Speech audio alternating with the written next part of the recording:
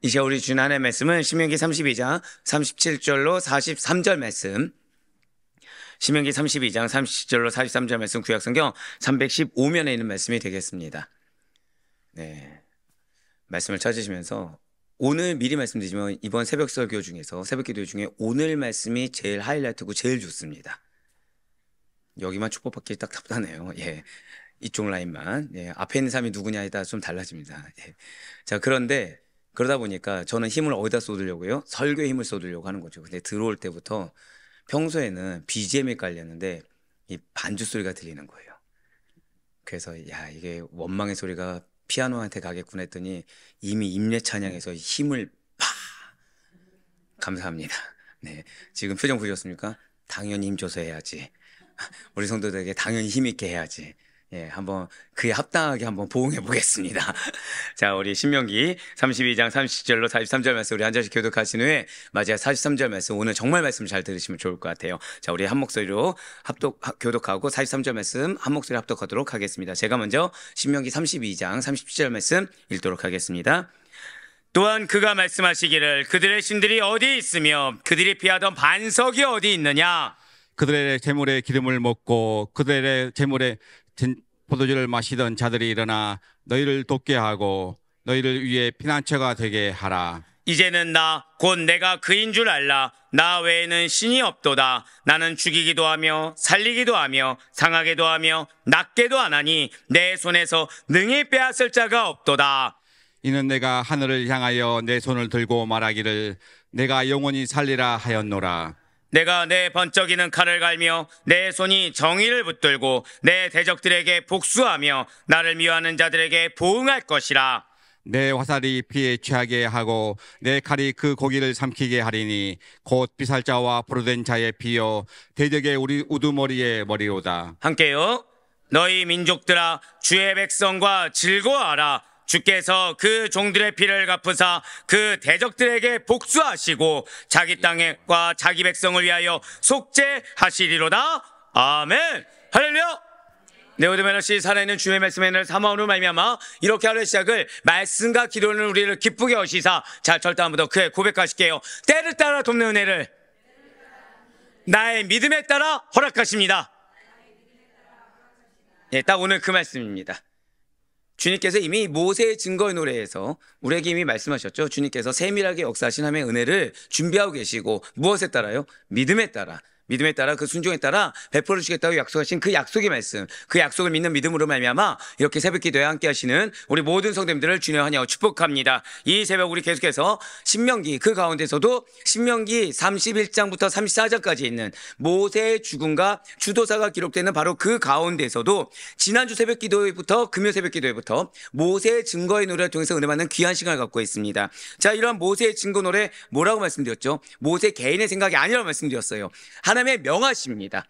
하나님의 지시에 따라서 지시를 받아 그대로 순종하여 기록된 말씀을 노래로 승화시킨 것이 모세의 증거 노래라고 했어요. 간단하게 두 가지 주제라고 말씀드렸죠. 무엇입니까? 고백하실게요. 이스라엘의 배교와 그에 따른 하나님의 심판 예언. 그러니까 하나님의 심판. 지금 왜 중간에 그에 따른 넣었어요? 하나님의 심판이라는 것은 그냥 주는 것이 아니죠. 이스라엘의 불순종, 그 배교하심에 따라 심판을 주신다라는 것입니다. 자, 그 가운데 자, 오늘 이제 마지막 시간이죠. 오늘 본문이 되는 신명기 32장 27절부터 이 43절까지의 말씀은 모세의 증거 노래 그 마지막 네 번째 시간으로 사실 어제 세 번째 시간에 이어서 동일한 주제이긴 해요. 동일한 주제인데 왜 성경은 반복이 무엇이라고요? 중요하기 때문이겠죠. 그만큼 중요해서 더 강조하고자 한 그 네 번째 시간, 이스라엘의 징계 도구로 사용된 대적들에 대한 심판을 예언한 내용이 바로 모세의 증거의 노래 네 번째 시간이 되겠습니다. 자, 그 중에 먼저 신명기 32장 37절과 38절 말씀 먼저 보도록 하실게요. 또한 그가 말씀하시기를 그들의 신들이 어디에 있으며 그들이 피하던 반석이 어디 있느냐. 그들의 재물의 기름을 먹고 그들의 전제 재물인 포도주를 마시던 자들이 일어나 너희를 돕게 하고 너희를 위해 피난처가 되게 하라. 아멘. 이게 무슨 말씀이냐면 그동안 이스라엘 백성들이 가나안의 우상을 피난처로 생각하면서 피난처로 삼았다는 거예요. 이제 뒤에 나오겠지만 사실 좀 깜짝 놀랄 만한 내용들이 기록이 많이 남아 있더라고요. 가나안 우상을 피난처로 생각하면서 온갖 예물을 드리고 섬겨왔습니다. 그런데 때가 되었을 때, 이 때는 누군가는 응답의 때지만 누군가는 심판의 때가 되겠죠. 이 심판의 때가 되었을 때 그렇게 이스라엘이 숭배하던, 이스라엘이 피신할 수 있었다, 그들이 마음을 쏟았던 안식처가 되었던 우상들은 이스라엘 백성들에게 아무런 도움이 되지 못한다는 거예요. 분명히 이스라엘은 지금 어떤 상태였냐면 하나님 외에 다른 피난처를 염두에 두고 있다는 거죠. 자, 그들이 우상을 왜 섬겼다고요? 하나님 외에 다른 피난처를 염두에 두고 있었다는 것입니다. 그런데 이것은 당연하고 합리적인 생각이 아니라는 거예요. 이미 그 생각 자체가 하나님을 배반했다는 증거이고, 그 생각 자체가 하나님을 배반한 자들의 어리석은 생각이라는 거죠. 즉, 하나님 외에 다른 걸 생각하지 않는 자들과 하나님 외의 것들을, 그러니까 하나님이 명령하셨어요. 하나님 말씀하셨어요. 지금 순종해라 라고 말씀을 주셨습니다. 근데 이 순종을 그냥 아멘하고 믿음으로 하는 것이 아니라 순종하기 위한다고 하면서 사실 누구의 유익을 챙겨요? 나의 유익을 챙긴다는 거죠. 나의 유익을 챙기면서 그런 가운데 힘든 것을 하나님 앞에 들고 가는 겁니다. 그러니까 하나님이 응답하십니까? 안 하십니까? 안 하시겠죠. 그러니까 하나님이 내 안식처가 되지 않는 거예요. 그래서 다른 것을 섬기는 것입니다. 근데 그 다른 것을 섬기는 대가를 치르게 될 때는 그 다른 것들이 나를 도움 주지 않는다는 거예요. 죄를 지어서 하나님부터 심판을 받는 그들을 안전하게 보호해 줄 수 있는 반석이라는 것은 이 세상 그 어디에도 존재하지 않는다는 것입니다. 오직 하나님만이 이스라엘 백성들을 깃으로 덮어주시고 날개로 가려주시는 피난처가 되어주십니다. 믿으십니까? 그 아멘이 여러분들 삶에 정말 실제가 되길 바라요. 그래서 사랑하는 성도 여러분들, 우상이라는 것은 그저 사람이 만든 종교적 상징물에 불과하다는 사실을 잊지 마시길 바라요. 자, 중요한 거는 이걸 모르는 분들이 없어요. 자, 그런데 오늘 말씀이 어제 말씀과 이어진다 그랬죠. 어제 말씀 주제가 뭐라고요? 하나님이 대적들을 치신다. 어제 말씀 같은 경우에는 기회를 주신다고 했어요. 기회를 주는데 우리가 잘해서요? 아니요. 우리에게 약속하신 당신의 신실하신 이름 때문에, 그리고 그 대적들이 오해할까봐, 그래서 우리에게 한 번 더 기회를 주시는 거죠. 그래서 그 기회라도 반드시 붙잡아야 된다. 근데 그 기회가 어떻게 다가오는 거예요? 쓴 메시지로 다가오죠. 기회가 어떻게 해요? 내 마음에 불편함으로 다가오죠. 기회가 어떻게 와요? 내 상황이 곳곳마다 틀어막히는 걸로 그것이 기회인 것을 분별하라, 이거였습니다. 변치 않은 사실은 무엇입니까? 고백하실게요. 대적은 하나님께서 치십니다. 맞아요. 대적은 하나님께서 치시는 겁니다. 내가 하는 것이 아니죠. 대적은 하나님께서 치시는 거예요. 그런데 거기에 더해서 지금 대적 중에 하나는 세상의 환경의 세력이었는데 지금 오늘은 무엇을 말씀하십니까? 대적을 고백하실게요. 우상이 대적이라는 거예요. 오늘날에도. 그런데 이게 정말 놀란 게, 이 당시의 우상이 오늘날에 있을까요? 없을까요? 형상은 없지만, 실체는 없지만 그 사단의 모략은 그대로 있더라는 거죠. 무슨 말씀일까요? 오늘날에도 옛날과 다름없이 이 지구촌에는 여전히 우상에게 경배하며 그것에 피하여 숨는 사람들이 많이 있습니다. 하지만 그것은 신이 아니죠. 우상은 세상에서 아무것도 아닙니다. 이 세상에는 신이라 하는 것들이 참 많이 있어요. 하지만 참 신은 하나님 한 분밖에 없습니다. 믿으십니까? 그래서 사도 바울이 이렇게 선포하고 있죠. 바로 고린도전서 8장 4절의 말씀입니다. 그러므로 우상의 제물을 먹는 일에 대하여는 우리가 우상은 세상에 아무것도 아니며 또한 하나님은 한 분밖에 없는 줄 아노라. 아멘. 안타깝게도, 자, 이제부터 잘 들으시길 바라요. 많은 사람들, 심지어 성도님들 중에서도 이러한 우상이 마치 대단한 능력을 가진 신이라도 되는 것처럼 생각하시는 경향이 있습니다. 즉 무슨 말씀이냐면, 인정하지 않아야 될 것을 인정해버린다는 거예요. 절대 아니라는 거죠. 즉 그냥 생각조차 안 하도록 신속히 버려야 할 것에 불과한데, 일단 인정을 하고 내가 뭐 대적을 한다, 인정을 하고 내가 그것을 외면한다, 그러니까 존재 자체를 인정하지 말아야 되는데 인정을 해버린다는 거예요. 우상은 신이 아닙니다. 신은커녕 어떠한 능력조차 단 하나도 없는 것이 우상이에요. 그것은 단지 기술자가 만든 일개 조각품일 뿐이고, 그것은 단지 인간의 상상력이 만든 허상에 불과합니다. 지금까지 살아오면서 여러분들 돌부처가 말하는 소리를 들어본 적 있으십니까? 누군가가 위험에 처하게 했을 때, 그러니까 절에 다니는 분이 위험에 처하게 됐을 때 돌부처가 갑자기 그 황금상이 일어나서 걸어와서 도움을 주었다라는 말을 우리는 일체 들어본 적이 없습니다. 사람의 손으로 만든 일체 우상들이 다 이와 같다는 거예요. 그러므로 이 말씀이 뭐냐? 고백하실게요. 어떠한 의미도 부여해서는 안 됩니다. 즉 성도는 모든 우상들에 대해서 어떠한 의미라도 부여해서는 안 된다는 것입니다. 자, 무엇을 하지 말라고요? 우리 한 번 더 고백하실게요. 어떠한 의미라도 부여해서는 안 됩니다.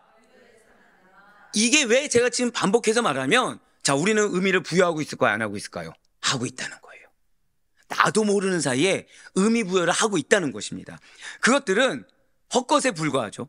이미 하나님께서는 우리가 우상을 제작하는 것뿐만 아니라 인정하는 일체 행위를 다 금하셨습니다.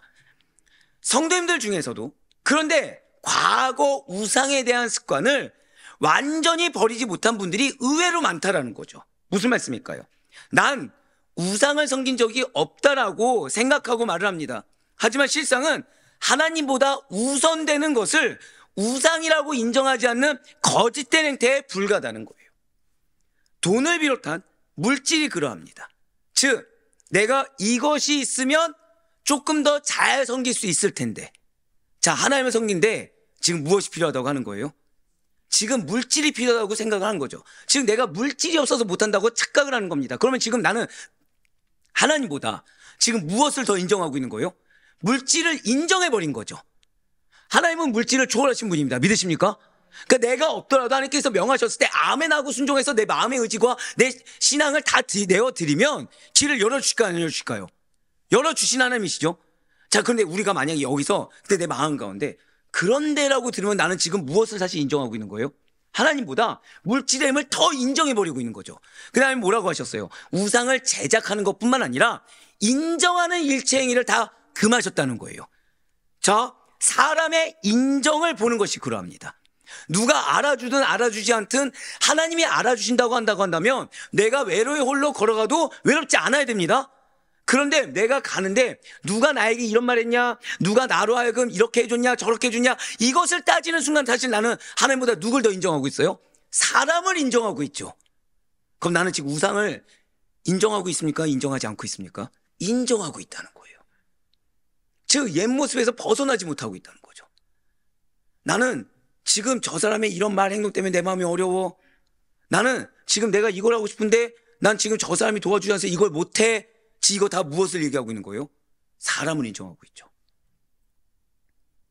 하나님은 나에게 분명히 명하신 것이 있는데, 그건 명한 거 하면 되는데 지금 계속 누굴 핑계대고 있어요? 사람. 또한 나 자신을 그 무엇보다도 더 중요하게 여긴 행태가 그러합니다. 사실상 금식을 하잖아요. 금식을. 쉬울까요? 어려울까요? 어렵죠. 어렵죠. 근데 이 금식에 대해 마음을 주실 때가 보통 언제인지 아십니까? 1번 건강할 때, 2번 매우 바쁜데 몸까지 연약할 때. 정답은 후자입니다. 그거 왜 명할까요? 왜 내 몸이 힘들고 바쁠 때 왜 하나님 갑자기 명령을 주실까요? 고백하실까요? 나의 믿음을 보십니다. 자, 여러분들 금식해 보셔야 아시겠지만 금식 사람의 힘으로 가능할까 불가능합니까? 불가능하죠. 근데 우리는 본능적으로 무슨 생각해요? 내 몸이 좀 어느 정도 받쳐줘야 된다고 착각을 하는 거예요. 그럼 나는 지금 내 몸이라는 우상을 인정한 겁니까? 안 한 겁니까? 인정해버리는 거죠. 나도 모르는 사이에. 그걸 누가 했어요? 이스라엘 백성들이 했다는 거예요. 이스라엘 백성들이. 바알 신에게 가서 신상 절할 때는 건강하게 잘 갑니다. 근데 절기를 지켜야 될 때는 몸이 아파 못 가겠다고 하는 거예요. 바알 신한테 가서 돈 드리는 건 잘 드립니다. 절기에 가서 드릴 때는 없어서 못 드린다는 거예요. 겨우 먹고 살만하다는 거예요. 이게 이스라엘 백성들이 했던 말이에요. 맞아요. 하나님의 뜻을 알면서도 버려야 될 것을 과감하게 버리지 못합니다. 내려놓는 것도 생각 속에서만 이루어지면서 계속 우상을 하나님 앞에 들이밀고 있는 거예요. 그러니까 나는 힘들어서라고 얘기했지만 사실 하나님 앞에 이 하나님보다 누가 더 크다고 하는 거예요? 돈이 더 큽니다. 하나님보다 누가 더 크다고 하는 거예요? 사람이 더 큽니다. 하나님보다 누가 더 크다고 하는 거예요? 내가 더 큽니다 얘기하고 있는 거예요. 반드시 기억하셔야 될 것이 있어요. 이스라엘 백성들이 말씀을 몰라서 우상을 숭상했던 것이 아니라는 것입니다. 바알신이 무엇이죠? 여러분들, 바알신. 미리 말씀드리면 바알신은 돈과 성공, 풍요를 약속한 풍요와 다산의 신이었습니다. 여기에 여신인 아세라가 결합하면 더 큰 풍요를 가져올 수 있다고 믿었어요. 자, 그럼 아스다로스는요? 아스다로스는 사랑과 전쟁과 풍요의 여신이었습니다. 몰렉은요? 국가 번영과 권력, 풍요의 신이었습니다. 자, 지금 제가 일부러 모아서 말씀드렸어요. 뭔가 하나 공통된 익숙한 단어가 들리지 않습니까? 뭐가 들렸죠? 풍요예요, 다. 다 뭐와 관련이 있어요? 지금 우리가 익숙하게 하는 이 우상들의 공통점이 무엇입니까? 전부 다 성공과 풍요예요. 하나님의 약속이 실제 이 역대사력을 보니까 이스라엘 백성들이 뭐냐? 약속을 믿어요. 안 믿지 않습니다. 약속을 믿어요. 말씀 믿을까 안 믿을까요? 말씀 믿어요. 그런데 그들의 핑계가 뭔지 아십니까? 약속은 멀리 느껴진다는 거예요. 이룰 건 믿지만 지금 현실에 내가 좀 살아남아야 되지 않겠냐는 거예요. 현실이 힘들다는 거예요. 그래서 당장의 실제가 되지 않으니까 직접으로 와 닿는 것 같은 우상을 같이 겸하여 섬기는 거죠. 하나님은 아실 거라는 거예요. 내가 하나님을 얼마나 사랑하고 하나님을 얼마나 잘 믿었는지, 내가 하나님의 선민인 거 하나님 알고 계시다는 겁니다. 그런데 지금 뭘 핑계 댔어요? 겨우 먹고 사는데 급급하니까 하나님을 더 잘 섬기기 위해서 바알에게 가서 전한다는 거예요. 풍요로움을 주니까 그 풍요로움을 하나님을 잘 섬기겠다는 겁니다. 지금 나는 풍요롭지 못해서 못 섬긴다는 거예요. 자, 방금 뭐라 말씀드렸죠? 풍요롭지 못해서 못 섬긴다는 거예요. 누가 얘기했다고요? 남유다 백성들이. 누가 얘기했다고요? 북이스라엘 백성들이. 바알한테 가서 절 잘해요. 근데 절기가 돼서는 못 가겠다는 거예요. 핑계가 뭔지 아십니까? 하나님은 흠이 있는 재물을 받지 않으시기 때문에 이 아픈 몸을 가지고 절하는 걸 원치 않았을 거라는 거예요. 그러니까 몸이 아파서 못 가겠다는 거예요. 근데 어딘 갔다고요? 바알한테는. 어딘 갔다고요? 아스타로트한테는. 그러면서 자신들은 뭐라고 주장합니까? 선민이니까. 하나님 사랑을 받는다는 거예요. 하나님 내 신앙을 알고 있고 내 믿음을 알고 계시다는 거예요. 뻔뻔하게 주장했습니다. 그런데 지금 하나님의 평가는 무엇입니까? 하나님의 평가 딱 하나죠. 그저 배교에서 심판받을 자들에 불과하다는 겁니다. 우리가 이와 동일한 길을 걸어서는 안 된다는 거예요. 예수 그리스도를 영접하는 사람들은 주변 정리를 신속하게 해야 됩니다. 우상과의 연결고리는 빨리 끊으면 끊을수록 유익하다는 것을 우리는 잊지 말아야 돼요. 고백하실까요? 나의 우상을 인정할 수 있어야 합니다. 그걸 인정해야. 그래서 이미 계속해서 설교 중에 계속해서 말씀하신 것이 무엇입니까? 개선하려면 문제가 뭔지를 알아야 개선하지 않냐. 문제를 문제로 인정해야 개선하지 않냐. 계속해서 말씀 주고 계세요. 지금 하나님을 배반한 이스라엘 백성들의 모습이 우리의 자아상이 되어서는 안 된다는 거죠. 자, 지금 하나님께서 모세를 통해서 맨 마지막 메시지, 지금 죽기 얼마 안 남았죠. 맨 마지막 메시지가 뭡니까? 모세의 증거의 노래를 만들라고 하셨어요. 왜 만들라고 했죠? 이스라엘 백성들이 말씀을 몰라서 아니에요. 이 모세의 증거 노래대로 그 길은 가지 말라는 것입니다. 오늘날 우리들에게 솔직히 그냥 믿음에 대한 내용, 하나님이 여러분들 사랑하십니다 하면서 위로와 축복을 주는 메시지, 거기다가 좋은 본만 보여주시면 되는데 왜 성경은 허다한 악한 인물들, 실패한 인물들을 보여주면서 우리들에게 영적 경각심을 주고 악인들의 모습을 통해 우리에게 회개를 촉구하는 이유가 과연 무엇이겠습니까? 그들과 동일한 길을 가지 말라는 겁니다. 그들과 동일한 행태를 보이지 말라는 거예요. 만일 동일한 모습이 보이면 제가 방금 전에 말씀드린 모습 중에서 내 모습이 있으면 지금 하나님은 나로 하여금 불편하게 만들기 위해서, 아니요, 불편함을 넘어서 고백하실게요. 반드시 빨리 끊어내라. 그거예요. 축복을 주고 싶어도 지금 그 모습 때문에 못 주니까 빨리 끊어내라는 겁니다. 그렇다면 그렇게 끊어내면 끝입니까? 아니요, 그렇게 끊어낸 후에는 어떻게 해야 한다는 것입니까? 지금 하나님께서는 이제까지는 이스라엘 백성들이 과거에 하나님을 배반했던 사실을 언급한 데 이어서 이제는 자, 이스라엘의 시선을 돌려 하나님 자신을 바라보라라고 촉구하고 있습니다. 자, 우리가 힘이 들 때 하나님을 바라봐야 된다는 거 모르십니까? 아십니까? 아시죠? 자, 근데 여러분들 마음에 막 어려움이 있을 때 하나님 보시는 게 쉬우세요? 아니요, 어렵습니다. 그래서 하나님은 그걸 이미 아셔서 모세의 증거 노래를 통해서 순서를 말씀해 주신 거예요. 하나님을 바라보기 위해서, 자 이제 뒤에 나오겠지만 하나님을 바라보면서 이방인까지 하나님을 같이 찬양하게 만들어야 된다고 하십니다. 즉 쉽게 말씀드리면 내 가족 중에 누군가를 전도하고 싶어요. 그냥 무작정 가서 말하라? 아니라는 거죠. 첫 번째 순서는 전하여야 될 하나님의 쓰임받는 사명 있는 내가 우상을 먼저 끊으라는 겁니다. 우상을 끊은 다음에서야 하나님을 바라볼 수 있다는 거예요. 하나님을 바라본 다음에서, 그러니까 오로지 나의 모든 전존이 하나님을 바라본 그 다음에서야 이방인이 함께 찬양하며 영광 올릴 수 있다는 것입니다. 그런데 우리는 보통 어떻게 합니까? 내 우상을 끊지 않는 거예요. 인정하지 않는 거예요. 이런저런 핑계로 말씀이 아무리 주어져도 말씀보다 누가 더 중요해요? 내가 중요하고 내 환경이 더 중요하니까 내 우상은 끊기지 않는 상태에서 뭐만 붙잡습니까? 아, 우리 가족이 하나님께 영광 올려야 되는데, 그러니까 순서는 다 배제하고 여기를 하고 있는 거예요. 하나님을 바라보다고 나는 그냥 그렇게 치부해버리고 무엇을 바라보고 있습니까? 물질 바라보고 있고 사람 바라보고 있고 다른 허당 우상을 바라보고 있으면서 계속 말만 뭐 하고 있어요? 아, 우리 가족이 하나님께 영광 올려야 되는데, 우리 가족이 하나님께 쓰임 받아야 되는데, 이런 문제 가운데 이런 문제 해결해서 하나님이 기뻐 받으시는 사명 감당해야 되는데 공연불만 외치고 있다는 거예요. 기도도 아니고 제가 뭐라 말씀드렸습니까? 공연불이 뭐죠? 우상에게 그냥 말하는, 그냥 아무런 힘과 능력도 없는 읊조림이죠. 그것만 하고 있다는 거예요, 지금. 맞습니다. 지금까지 하나님께서는 이스라엘 백성들이 과거에 하나님을 배반했던 사실을 언급하신 데 이어서 지금 대적을 내가 칠 것이다. 그리고 너희는 우상을 너희가 빨리 조속히 끊어내야 된다 라고 말씀하시면서 이제는 그런 후에 이스라엘 시선을 돌려서 하나님 자신을 온전히 바라보라 라고 명령하고 계십니다. 신명기 32장 39절 말씀 보도록 하시겠습니다. 이제는 나 곧 내가 그인 줄 알라. 나 외에는 신이 없도다. 나는 죽이기도 하며 살리기도 하며 상하기도 하며 낫게도 하나니 내 손에서 능히 빼앗을 자가 없도다. 아멘. 자, 이렇게 결국 무엇입니까? 이스라엘 백성들 뭐 하고 있다는 거예요? 우상을 숭배하고 있다는 거죠. 지금 출애굽 2세대, 이 메시지를 듣는 출애굽 2세대 지금 마음 상태가 하나님 보시기에 하나님 온전히 바라본다는 것입니까? 마음 가운데 허다 우상을 만들고 있다는 얘기입니까? 마음 가운데 허다 우상을 만들어서 영적 경각심이 없다는 거죠. 그래서 그거를 빨리 끊어내고, 우상을 끊어내고, 그래서 죄악된 과거를 확인시킨 다음에 시선을 지금 현재로 돌리는 겁니다.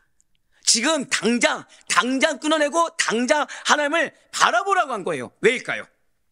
왜일까요? 고백하실게요. 과거와는 다른 결단을 해야 합니다. 지금 그거예요. 다시 쉽게 말씀드리면 우상을 인정하고 끊어낸 다음에서 하나님을 바라볼 수 있는데, 지금 그렇게 하나님을 바라보게 하신 이유가 무엇이라고요? 이전에 매번 했던 그 결단이 아니라 과거와는 차원이 다른 결단을 하도록 촉구하기 위함입니다. 그러니까 이전에, 자, 여러분들 결단하신 적 있습니까? 없습니까? 있죠? 성공하셨습니까? 실패하셨습니까? 실패하셨죠? 왜라는 거예요? 우상을 옆에 두고 어떻게 성공하겠느냐? 하나님만은 온전히 바라보지 않고 어떻게 성공하겠느냐? 우상을 제거하고 하나님만을 온전히 바라본 다음에 이전과는 차원이 다른 결단을 해야 된다고 촉구한 거예요. 왜요? 그렇게 하지 않으면 반드시 모세의 증거 노래대로 흘러가기 때문이라는 것입니다. 그렇습니다. 이스라엘이 자신이 받을 축복, 자, 축복을 누가 받아요? 내가 받는 거예요. 내가. 주신 이가 누구십니까? 하나님이세요. 근데도 하나님 말씀하신 대로 하지 않고 자기 소견에 오른 대로, 자기 감정에 오른 대로 가면은 결국 누가 손해입니까? 내가 손해죠. 주실 이에 대해서 함부로 판단하는 거 누구 손해입니까? 내가 손해죠. 그래서 이스라엘이 자신이 받을 축복을 얻기 위해서 따라가려고 했던 대상이 누구냐는 거예요. 바로 여호와 하나님이라는 거죠. 그렇기 때문에 다른 신은 복을 주는 주체가 전혀 될 수 없다라고 지금 39절 통해서 분명히 보여주신 것입니다. 한 번 더 보여주세요. 특히 여기서 하나님께서는 나 외에는 신이 없다. 다른 신은 복을 주는 주체가 될 수 없다고 하시면서 자신에 대해서 지금 뭐라고 하십니까? 나는 죽이기도 하고 살리기도 하며 상하게도 하고 낫게도 하는 분이라고 다시 소개하고 있습니다. 자, 제가 지금 소개하고 있습니다라고 했나요? 다시 소개하고 있다고 했나요? 맞습니다. 이미 신명기 30장 15절 말씀을 통해서 이미 이스라엘과 언약을 맺으실 때 그들 앞에 제시하신 네 가지 선택, 곧 생사화복, 기억하시죠? 생명과 죽음, 복과 화를 구체적으로 다시 한 번 더 언급하셨어요. 자, 성경의 반복은 왜라고요? 중요하기 때문이죠. 결국 지금 우리가 하나님을 온전히 바라보기 위해서, 우상을 끊기 위해서 이전과는 다른 결단을 하기 위해서 가장 중요한 것이 무엇이에요? 나의 생명과 죽음, 나의 축복과 화가 다 누구에게 달려있다는 거예요? 하나님께 달려있다는 것을 각골 명심하라는 겁니다. 잊지 말라는 거예요. 그걸 잊어버리면 계속해서 우상을 섬기느라 지가 하나님을 내 멋대로 판단하다가 결국 그 길은 뭡니까? 멸망이고 저주고 심판밖에는 맞이할 것이 없다는 것입니다. 맞습니다. 지금 하나님께서는 이 말씀을 통해 이스라엘에게 자신과 맺은 언약을 다시금 상기시키십니다. 자, 방금 뭐라 말씀드렸어요? 하나님께서 자신과 맺은 언약을, 즉 하나님께서 여러분들에게 약속을 주셨습니다. 근데 그 약속을 말씀을 통해 다시금 상기시킬 때가 있어요. 자, 왜입니까? 결국 삶의 길과 역사의 흐름은, 그러니까 내 가정에, 내가 원하는 가정에 어떠한 흐름들이 있지 않습니까? 그거는 우상이나 어떠한 인간의 운명론 같은 철학 가치관에 의해서 결정되는 것이 아니라 인간과 역사를 주관하시는 유일하신 하나님에 의해 움직인다라는 절대적인 믿음을 가진 사람만이 온전히 하나님의 약속을 제대로 기억하고, 자, 방금 뭐라 말씀드렸어요? 제대로 기억하고. 왜 이 표현을 쓰는지 이제 뒤에 나옵니다. 자, 약속을 거짓으로 포장할 수 있을까요, 없을까요? 있다는 거예요. 이스라엘 백성들이 그렇게 합니다. 약속을 어떻게 했다고요? 거짓말로 포장해요. 누구를 위해서? 자기 행동을 커버하기 위해서. 거짓말로. 그래서 지금 뭐라 말씀드렸어요? 온전히 하나님의 약속을 제대로 기억하고 믿으며 하나님만을 신뢰하고 따를 수 있기 때문에. 어떤 자가요? 절대적인 믿음을 가진 자가. 근데 그 절대적인 믿음을 가진 자가 어떤 자라고요? 생사화복을 주관하시는 하나님밖에 없다. 내 가정과 내 환경에 모든 것을 주관하시는 분은 누구밖에 없다고요? 하나님밖에 없다. 그래서 내가 할 수 있는 것은 하나님의 명령에 순종하는 것 외에는 우리 가정에 지금 내 눈앞에 닥친 문제를 해결할 수 있는 이가 없기 때문에, 자, 근데 문제는 내가 그래서 그 결단을 했어요. 나아가는 길이 순탄합니까? 아니면 방해가 많습니까? 방해가 당연히 많겠죠. 근데 그럼에도 불구하고, 왜? 이스라엘 백성들은 그 방해 앞에 다 걸려 넘어졌거든요. 약속보다 뭐가 가깝게 느껴졌다고요? 우상이 가깝게 느껴졌거든요. 그래서 아까 이스라엘 백성들이 했던 핑계 우리가 된 적이 있습니까? 없습니까? 다 있죠. 정말 여러분들 축복합니다. 지금 왜 그러냐면 뒤에 거짓말이 나와요. 솔직한 자는 이 솔직한 고백이 축복을 불러일으킵니다. 근데 거짓으로 포장한 자는 그대로 멸망이에요. 그대로 징계입니다. 예, 맞아요. 우리도 그런 길을 걸었던 적이 있거든요. 근데 하나님 뭐라 말씀하세요? 약속을 줬으면 반드시 이룰 거야. 너희가 할 건 절대적인 믿음만 있으면 돼. 그 날이 더디 오고, 즉 앞에 있는 사람이 변화됐으면 좋겠어요. 근데 요지부동인 것 같아요. 여리고성 같은 거예요. 조급하면 됩니까? 안 됩니까? 안 된다는 거예요. 약속을 믿고 하라고 한 거 하라는 거예요, 그냥. 근데 그 하라고 한 것이 이 사람과 전혀 관계없는 것처럼 보입니다. 약속을 주셨어요, 분명히. 근데 이 사람과 전혀 관계없는 것처럼 보이고 이 사람은 변화된 것처럼 보이지가 않아요. 중요합니까? 중요하지 않습니까? 중요하지 않다는 거예요. 왜요? 그 모든 것을 마치 퍼즐을 맞추듯이 맞추어서 궁극적으로 하면 고백하실게요. 나에게 주신 약속을 나의 절대적인 믿음을 통해 반드시 이루십니다. 그래서 뭘 하신다고요? 약속을 계속 다시금 상기시켜 주는 거예요. 즉, 난 이미 알고 있는 약속인데 지금 난 필요한 게 그게 아니라 지금 이 상황 가운데 적용할 수 있는 메시지가 필요합니다. 이런 어리석은 말을 하지 마시고 약속을 다시 상기시켜 줄 때는, 흔들리지 말라는 뜻이구나. 지금 흔들리지 말라는 뜻이구나. 반드시 약속을 성취하신 뜻이구나. 라고 영적으로 분별을 받아들일 수 있는 우리 모두가 되길 간절히 소망합니다.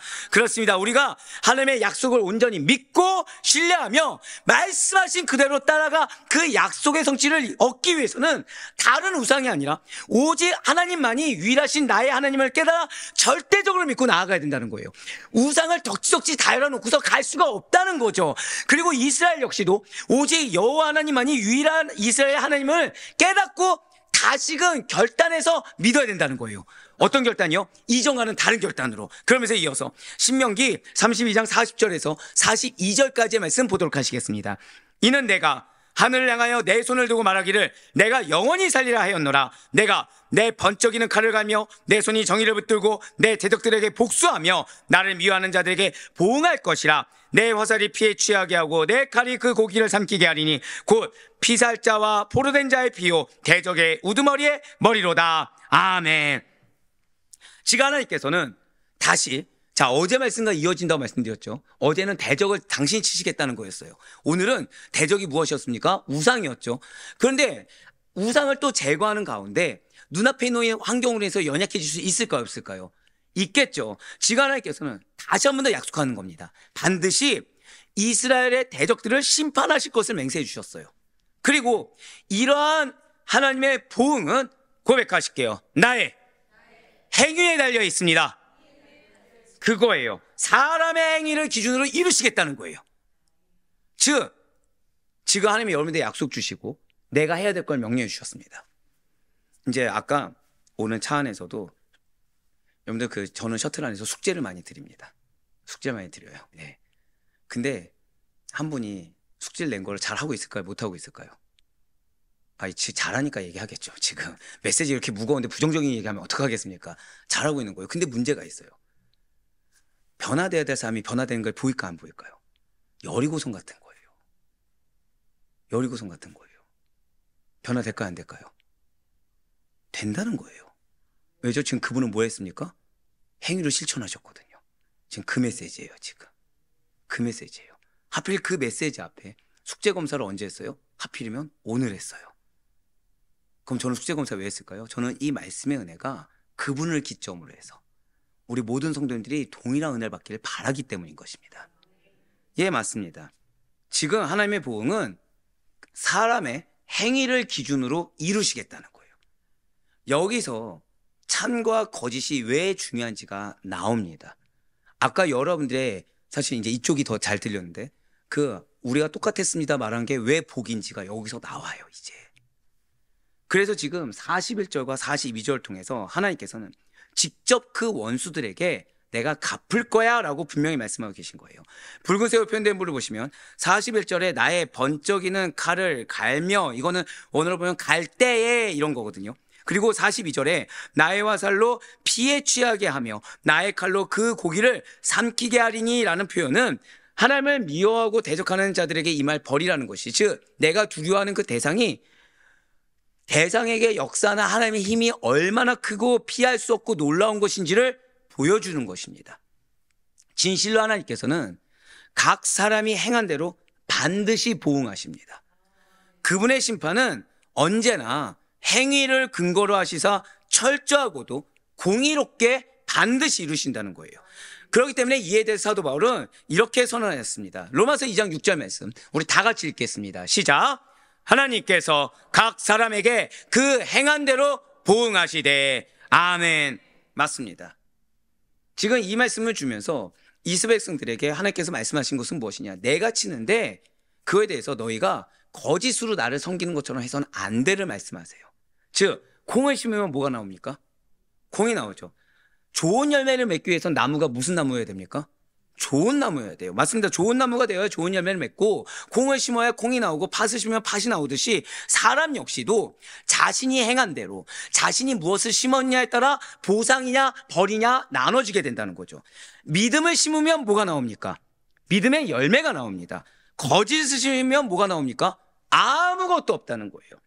믿음의 나무가 되면 좋은 열매가 맺혀져서 상급을 받지만, 거짓되고 헛된 우상의 나무가 되면 열매 맺지 못하거나 썩은 사망의 열매를 맺어서 벌을 받게 된다는 것입니다. 어떤 사람들은 이러한 하나님의 원칙이 불공평하다고 느낄 수도 있고 슬피우며 이를 갈 수도 있습니다.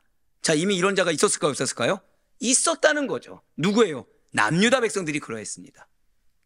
마음은 그렇지 않았는데 어쩔 수 없지 않냐? 내가 뭘 할 수 있냐? 사람 때문에, 환경 때문에 그러한 것이다. 근데 나는 그게 악인 줄 몰랐다라고 변명하는 이들도 있습니다. 그러나 이런 변명은 하나님 앞에서 전혀 통하지 않는다는 거예요. 사람의 행동은 그 사람의 생각과 마음, 기준, 신앙을 가장 잘 설명해 주는 것입니다.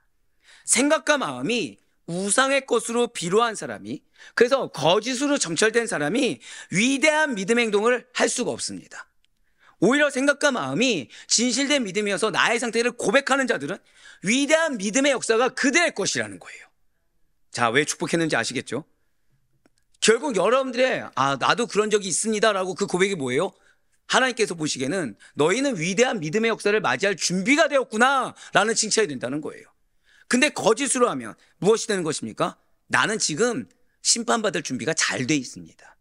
나는 지금 이거 해봤자 사망의 열매를 맺을 것밖에 없기 때문에 주여 끊으신 것이 낫습니다라고 나는 스스로 고백하는 것과 동일하다는 거예요. 그렇기 때문에 성도는 언제나 내 마음 잘 모르겠다, 내 생각 잘 모르겠다 그렇다고 한다면 내 행동이, 내 언행을 신중히 살펴볼 수 있어야 돼요. 악한 행위를 멀리하고 불경건한 태도도 행동도 피해만 합니다.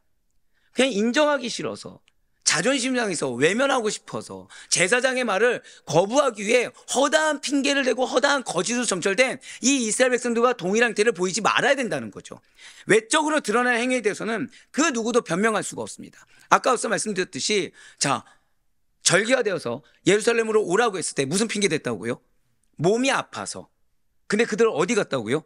바알을 섬기러, 아스타를 섬기러. 이유는 뭐예요? 여기 가까우니까, 거긴 머니까. 자, 그들의 드러난 행위의 결론은 무엇입니까? 마음은 있지만 육신이 약해서 예루살렘을 못 갔습니다 해서 결국에는 하나님이 그 마음을 알아주십니까? 못 간 거를 질책하십니까? 안 간 거죠. 못 간 게 아니라 안 간 거죠. 아예 의지가 없었던 거죠. 그래서 변명할 수도 없다는 거예요. 바로 이것이 하나님께서 행위를 심판의 근거로 삼으시는 이유입니다. 때때로 저한테 그런 얘기 하신 분들이 있어요. 목사님, 예배를 다 지켜야 되는데 제가 못 지켜서 죄송합니다. 축복을 드립니다. 정말 축복을 드립니다. 왜죠? 또 이 말씀 드렸다고 못 올 때마다 저한테 갑자기 연락해서 죄송합니다 그러지 마시고, 이미 그분은 어떤 걸 아시는 거예요? 내 위치, 내 자리를 아시는 거예요. 그래서 내가 없는 그 자리에 하나님께 죄송해서 고백한 거, 결국 저한테 고백한 게 아니라 누구에게 고백한 거죠? 하나님께 고백한 거예요. 그럼 그분은 거짓된 겁니까? 참된 겁니까? 참된 거죠. 그분은 뭘 준비한 거예요? 하나님의 기적적인 역사를 맞을 준비를 했다고 스스로가 증명한 겁니다. 근데 내가 안 하고 못하는 거에 대해서 그거를 솔직하게 죄송하다 고백하고 인정하는 것이 아니라 허다한 핑계와 이유, 즉 이스라엘 백성들과 동일하게 한 자들은 지금 날 뭐로 얘기한 거예요? 지금 심판의 근거를 나를 이거 보셔도 나는 괜찮습니다고 얘기한 거예요. 맞습니다. 지금 하나님께서 행위를 심판의 근거로 삼으시는 이유는 다른 것이 아니에요. 그 행위가 나의 마음을 드러내기 때문에, 그 행위가 나의 신앙 상태와 기준을 증명하기 때문입니다. 이에 대해서 이사야 선지자는 이렇게 증거한 바 있습니다. 이사야서 3장 10절에 맺습니다. 너희는 의인에게 복이 있으리라 말하라. 그들은 그 행위의 열매를 먹을 것이며. 아멘. 그렇습니다. 나무의 좋고 나쁨을 판단할 가장 객관적인 기준은 그 열매입니다. 열매를 보면 그 나무의 상태를 정확히 알 수 있어요. 사람 또한 마찬가지입니다. 그가 어떤 마음을 품고 있든지 간에 결국에는 그 말로, 그 행위로 그 내면이 드러나게 된다는 거예요. 그러므로 누구도 자신의 행위에 대해서 핑계댈 수가 없습니다. 진실로 하나님께서는 외모, 배경, 환경, 지위, 혈통 이걸로 사람을 판단하지 아니하십니다. 이는 하나님의 심판이라는 것이 완벽하게 공정하고 객관적이다라는 진리를 나타내고 있다는 거죠. 노아나 다니엘, 욥과 같이 경건한 인물의 자녀라고 하더라도 하나님의 심판은 철저하게 각 개인의 자신의 행위에 따라 진행된다는 사실을 잊어서는 안 된다는 거예요. 따라 성도는 모든 일에 신중해야 됩니다. 모든 언행에 주의 깊어야만 해요. 하나님께서 싫어하신다, 명령하셨는데 뭐라 해도 불순종이다라고 한다면 그것이 크든 작든 세상의 관습과 유행이든 반드시 멀리해야 됩니다. 끊어야 된다고 하면 반드시 끊어야 돼요. 바로 이것이 하나님 앞에서 올바르게 사는 사람의 태도이며 행동으로, 행위로 믿음을 증명하는 참된 성도의 삶이자 하나님께서 당신의 약속을 어떠한 환경 가운데서 마치 여리손을 무너뜨리듯이 기적적으로 역사하는 은혜의 수혜자의 삶이라는 사실을 반드시 믿으시길 바라요.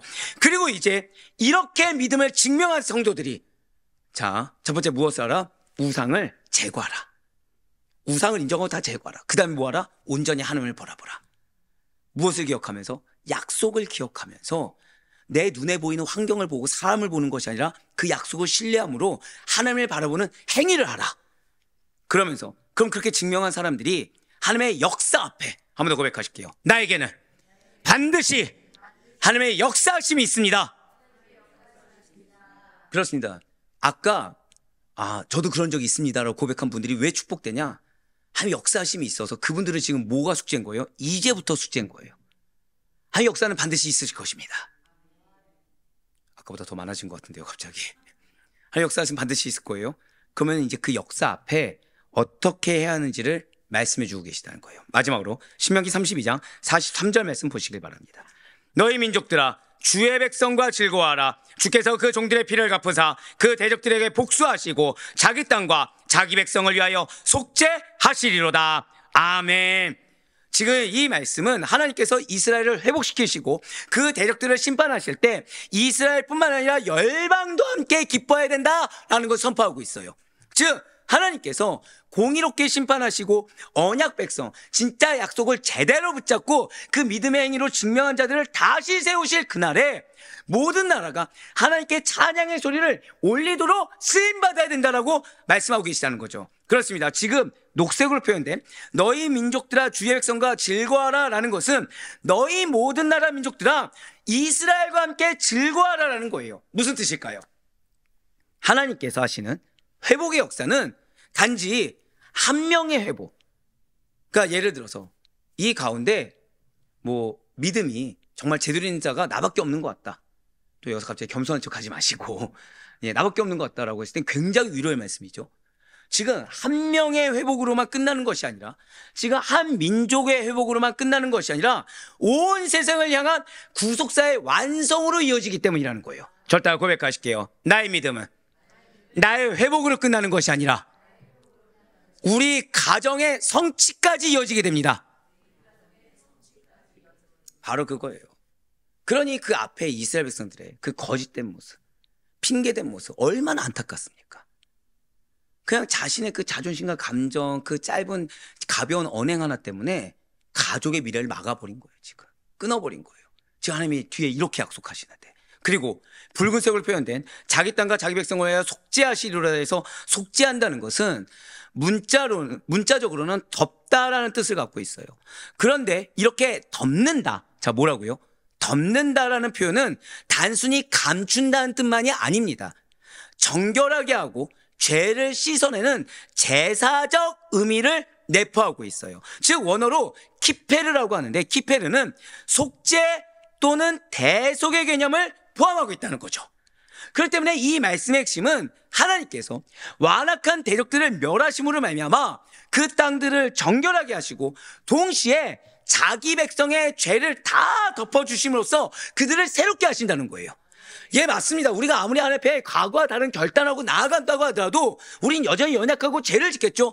근데 최소한 그 믿음의 행위, 그 끝까지 붙드는 믿음의 중심을 기뻐 받으시사 그 약속을 끝까지 붙은 자들을 통해 그 죄를 덮어주심으로 새롭게 하시겠다는 거예요. 그렇습니다. 이것은 하나님의 공의와 자비가 동시에 드러나는 구원의 역사이자, 고백하실게요, 성취의 역사. 그렇습니다. 죄로 오염된 땅이, 죄로 오염된 공동체가 하나님의 심판으로 정결해지고 그 죄로 말미암아 상처 입은 백성들이 하나님의 은혜로 회복되는 것입니다. 그렇기에 열방은 이 놀라운 광경을 보고 기뻐해야 되고, 그 열방이 기뻐할 수 있도록 그냥 그 회복과 그 성취로 끝나는 것이 아니라 우리는 담대히 전할 수 있어야 된다는 거예요. 와, 내 고생 이제 보상받는구나가 아니라 그 마지막 순간까지도 무엇을 알아? 하나님께 영광 돌려야 된다는 거죠.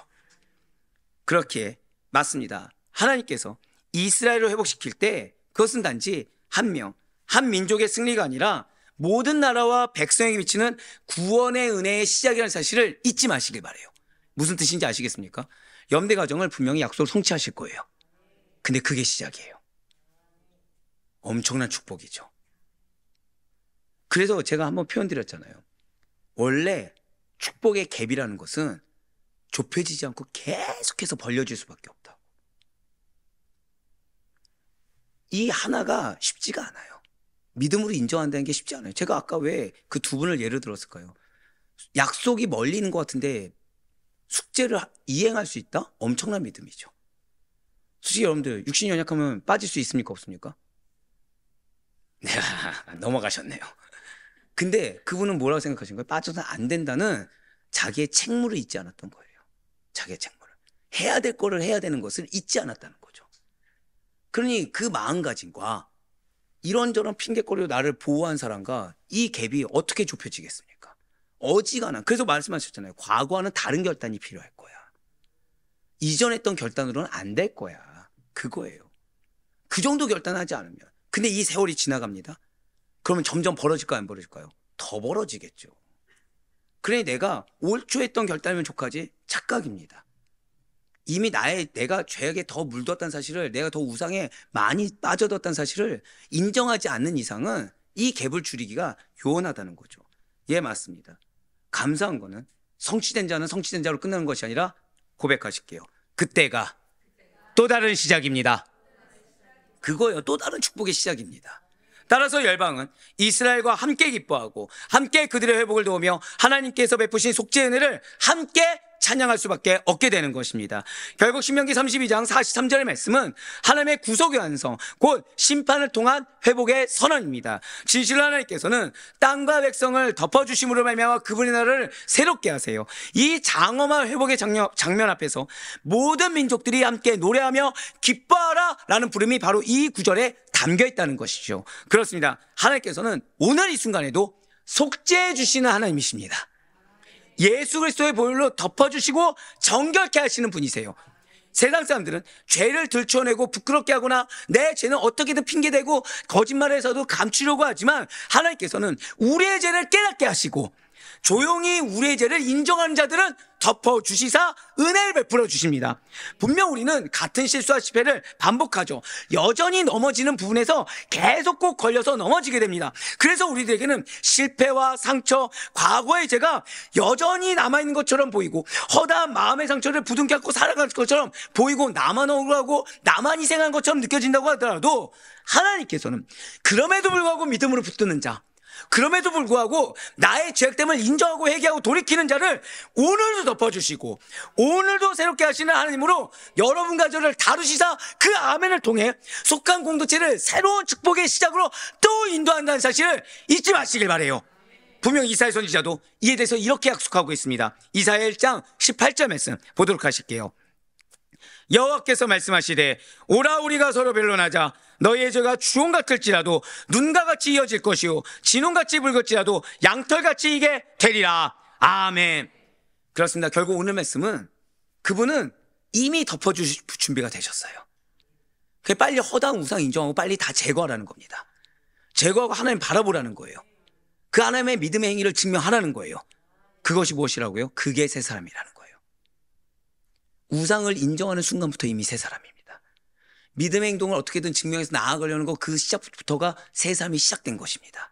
진실로 우리 주님께서는 고난 속에서도 다시 회복하게 하시는 은혜를 통해 우리의 믿음을 새롭게 하시는 분이십니다. 이러한 은혜와 복음의 기쁜 소식은 감사하게도 나의 구원만을 위한 것이 아니라 나의 온 가족들, 그리고 내가 아직 만나지 못한 그 모든 영혼들을 향한 복음이 되는 줄 믿으시길 바라요. 그래서 사랑하는 우리 성도 여러분들, 오늘 말씀 놓치지 마셔야 돼요. 말씀드렸잖아요. 기회라고. 우리는 더 이상 과거의 우상, 실패, 죄의 그림자 속에 머물러 있어서는 안 됩니다. 우리는 달라야 돼요. 우리는 과거의 결단에 머물러 있어서도 안 됩니다. 그 동일한 모습이 당연한 듯이 나와서도 안 됩니다. 덮어주시고 새롭게 하시는 하나님의 은혜 안에서 솔직하게 인정하고 나의 삶의 행태를 다 버리고 아멘으로, 이전과는 다른 결단으로 하나님의 믿음의 행위를 증명하며 담대히 일어나야 됩니다. 매번 죄성 때문에 전전긍긍하는 것이 우리의 당연한 삶이 아니라 우리가 마땅히 누릴 것을 위해서 속히 버릴 것은 빨리 떨쳐내어 버리고 새롭게 거듭난 존재로 일어나서 함께 하나님을 찬양하고, 나는 그래서 와 이런 은혜가 있었네라고 했는데 또 다른 축복이 시작되는 것을 마땅히 경험할 수가 있어야 된다는 거예요. 그러니 나를 둘러싼 허다한 우상이 아닌 심판을 넘어 회복을 이루시는 하나님의 손길을 신뢰하고 맛볼 수 있는 우리가 되길 간절히 소망합니다. 그것이 단지 나 하나의 회복뿐만 아니라 내 가정, 그리고 우리의 교회 공동체, 그리고 열방을 향한 복음의 회복으로 확장되는 일임을 반드시 잊지 마시길 바라요. 그러니 바랄 건 없기는 오늘 하루의 여러분들의 삶 역시도 속죄하여 주시고 회복하여 주시며 그 가운데 내가 기대할 수 없었던 그 은혜를 맛보는 하나님을 찬양하셔서 그분의 구원의 기쁨을 염대에 붙여준 그 모든 영혼들에게 전할 수 있는 하나님의 도구로 쓰임받는 축복된 염대의 삶이 될 수 있기를 주님의 이름으로 간절히 축원합니다.